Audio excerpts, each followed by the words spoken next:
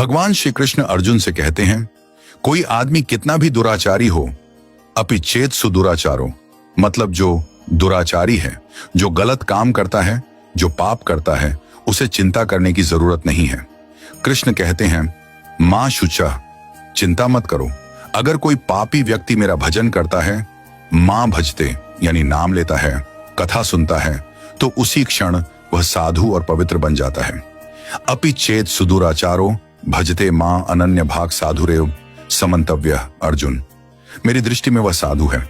कई बार लोग कहते हैं 100 चूहे मारकर बिल्ली चली हज को, लेकिन चलो चली तो सही। कृष्ण कहते हैं कि यदि व्यक्ति अपनी बुद्धि से यह निर्णय ले ले कि अब मैं भजन करूंगा, कीर्तन करूंगा, तो वह साधु के रूप में गिना जाता है। भले उसने अभी शुरू न किया हो, पर निर्णय ले लिया है। सम्यक व्यवसितो ही सह, तो भगवान की दृष्टि में वह भक्त बन चुका है। भक्तों, हमारे जीवन में निर्णय की बहुत बड़ी ताकत होती है। मन सोचता है, बुद्धि निर्णय करती है।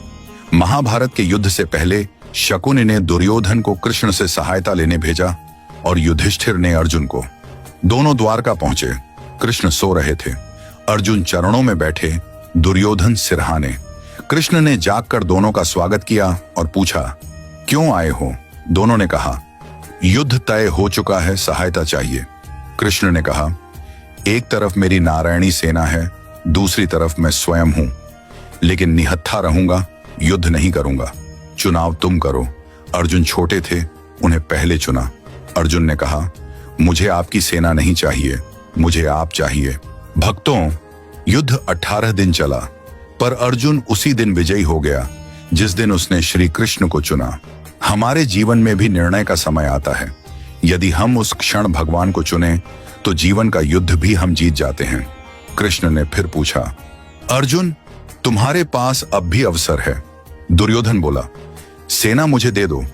अर्जुन ने कहा, कृष्ण, मुझे आपकी सेना नहीं, बस आप मेरे रथ की बागडोर थामे रहिए।